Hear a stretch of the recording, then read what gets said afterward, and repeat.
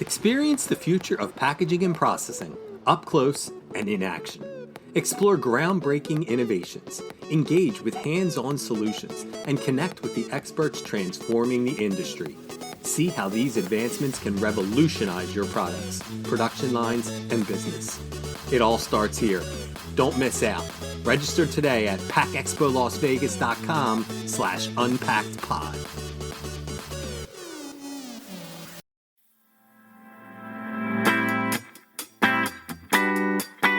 You're listening to Unpacked with PMMI, where we share the latest packaging and processing industry insights, research, and innovations to help you advance your business.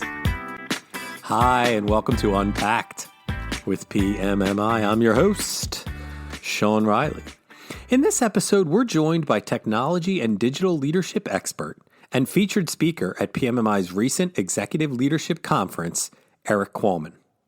Erik shares STAMP, his 5 essential leadership superpowers: simple, true, act, map, and people, which help individuals and organizations thrive in a digital age full of constant change. Hear what you can do to prepare for a future that is arriving with ever faster disruptors impacting us. Erik cautions listeners to embrace artificial intelligence as co-intelligence, stay focused on what truly matters, and to lead with clarity and purpose in today's digital world. Let's have a listen. So with all the fancy introductions out of the way, welcome to the podcast, Erik. Thanks for having me. It's such an honor to be here. I was fortunate to see your presentation and sit in on your presentation at PMMI's ELC, the Executive Leadership Conference. And you spoke about 5 common habits, or as you called them, superpowers, that you discussed. I was hoping maybe you could give a 10,000-foot view. No, it's a great question, Sean. And what I digged into was when we're writing books, Socialnomics, What Happens at Vegas Stays on YouTube, and working with these companies, we could quickly realize that, oh, wow, a lot of these folks in this world, as we step into the digital world and now in the quantum world, don't have the habits you need to practice each and every day. And so we wanted to kind of review and research the best and the brightest out there. And we didn't know if it was going to be what are the common habits that the people that future-proof themselves practice each and every day. And was it 20 habits, 3 habits? There's really 5 common habits that those leaders do practice, and they're really strong on one of them. And so the 5, just at a super high level, are simple, true, act, map, and P for people. So it forms the acronym STAMP.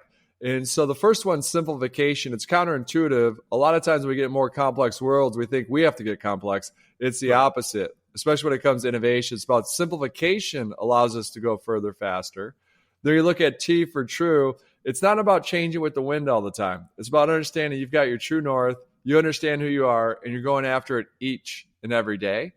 And the third one is A for action, that nothing happens without action. And so that's intuitive.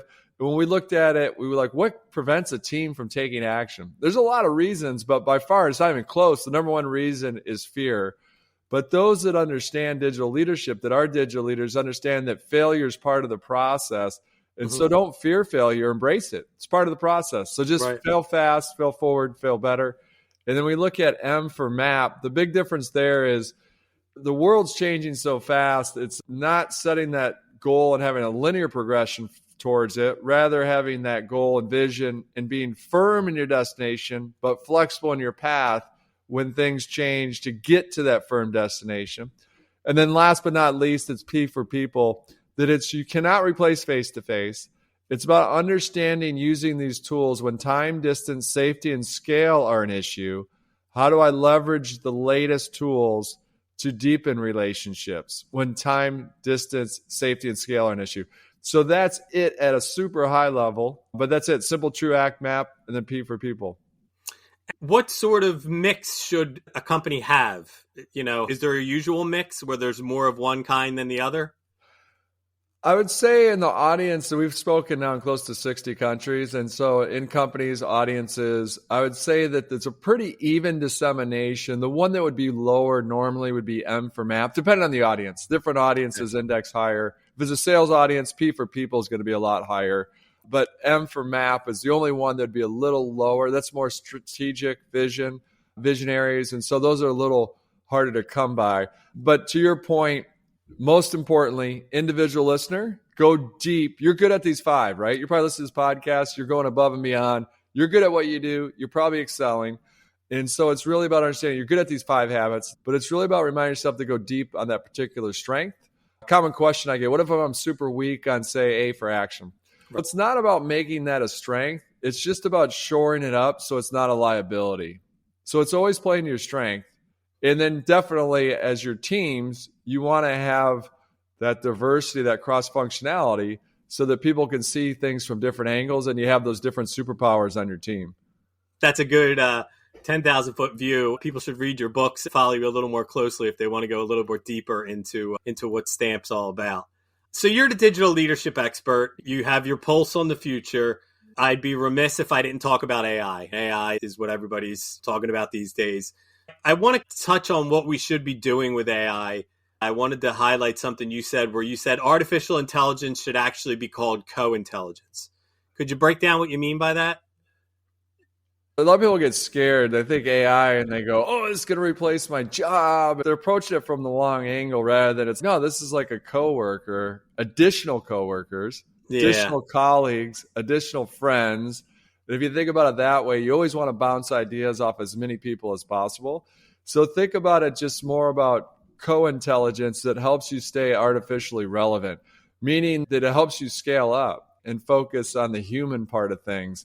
So that's why I say just think about it more co-intelligence. And actually, the CEO I was talking to, he's got a couple computers. One of the screens, he has a mustache on, and you can put whatever you want on it. But just to remind him, that's like a coworker that I've got to always bounce ideas off of AI. And he actually asked his employees, did you use co-intelligence? Before you came in here, what did co-intelligence think? What did it tell you?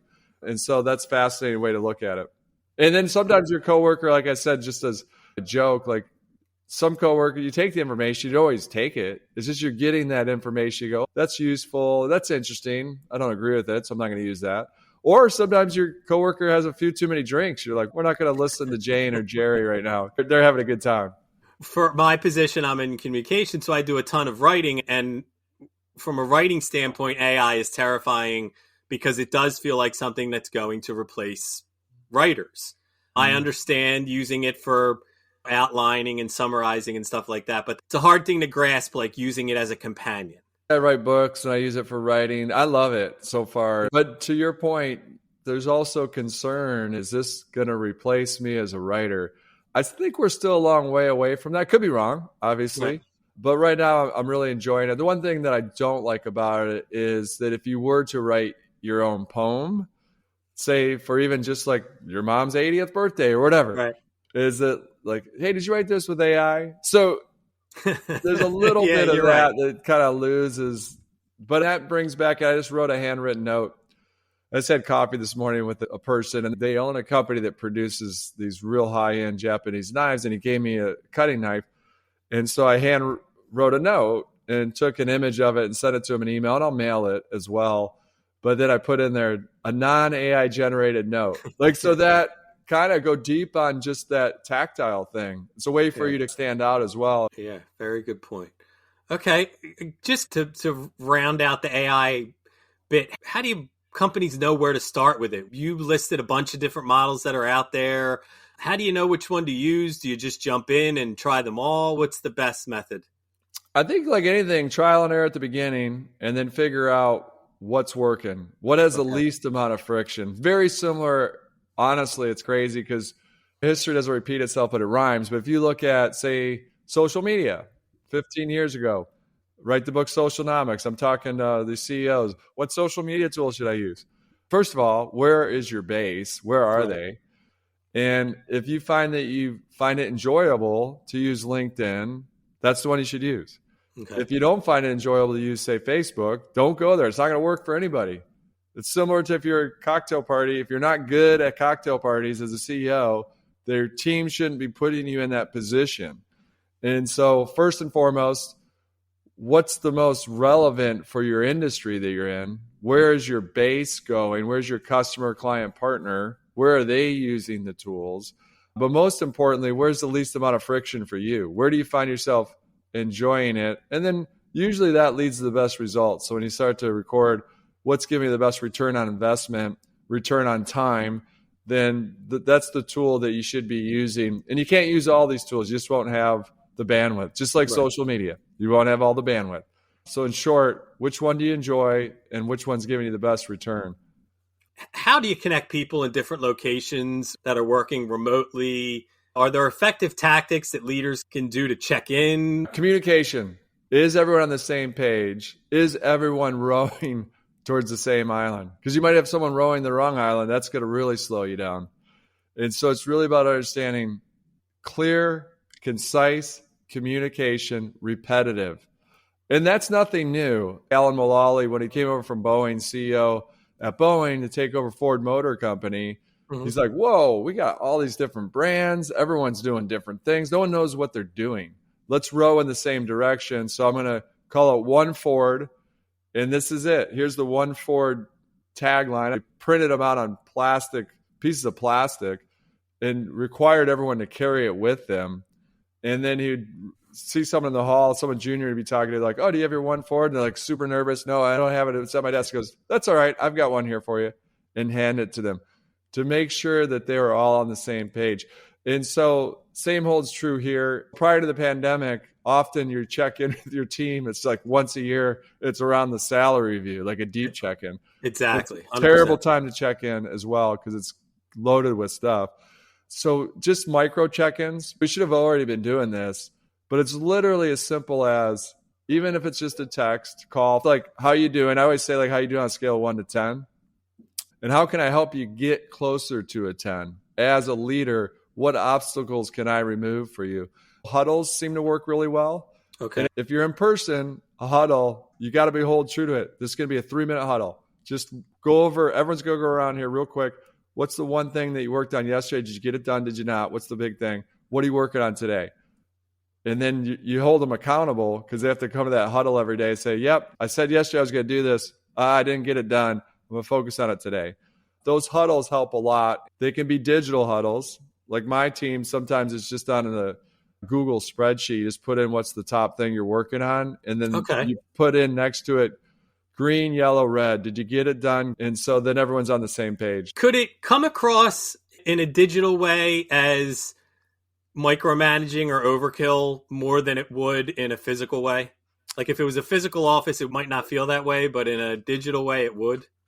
Easily. It's happening at Amazon. They require you to come in the office. I know people that are working in Nashville. They're like, that's an hour and a half commute with this traffic. So Right. they like had a carpool for the badges. They throw all the badges in the car, and it was Jim's turn, it was Jill's turn to take the badges in and badge you in. Right. So that's what you want to avoid, is that micromanagement.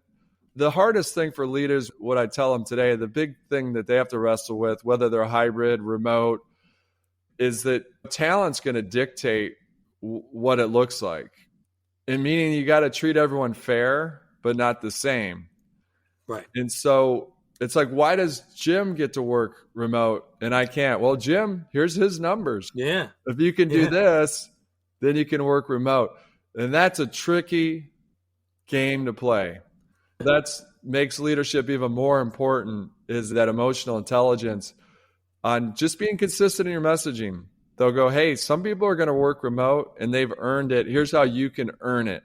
And so you got to figure out, how do you put those systems in place to do that? Again, something we should have always done, but now it's forced upon us in this world. But it makes you better as a team and as a leader that you have to do these things you probably always should have been doing. Okay. What system or approach do you personally use to help stay focused on big versus busy? Yeah, it's a good question. I wrote the Focus Project to help myself. And it was a project because I just had this dream, like, man, what if I just focused on cleaning my house for the month? Or what if I just focused on writing the books this month instead of going out there and writing a blog or being out there keynote speaking? And so that's where the genesis was. And I had 5 failed starts because that's how hard focus is. Yeah. And it took me 2 years instead of 1 because of those 5 failed starts. But then finally, once I got it done, at the end of the book, I reflected back and said, which of all the things that I tested, what am I most likely to use on a daily basis? And the thing I use on a daily basis, but there's days when I don't do this, even though this only takes 60 seconds. So It's about giving yourself grace. It's about progress, not perfection. I like to write down the night before, why is the day going to be a +3? I always write down in the day in Google spreadsheets. Was the day a -1, -2, -3, +1, +2, +3? Never neutral. I try to write down the day before, it's going to be a +3 tomorrow because I'm going to write for an hour. I'm going to focus on the big versus the busy. And then at the end of the day, I actually give the grade on what the day actually was. Okay. And so I'm tracking that over time to make sure I'm getting as close to +3 as possible. But then most importantly, qualitatively, I write down what made it a -1, what made it a +2, and start to see those patterns so that recognition occurs during the day where I go, man, I'm heading towards a -1 day because of XYZ. How do I flip it to at least a +1? So in the moment, how can I take more control? So that's the thing I use the most in order to focus on big versus busy. Understanding that slow progress often leads long-term to a lot of progress. Just making sure, okay, this is the one thing I need to make sure I put 30 minutes towards for the day.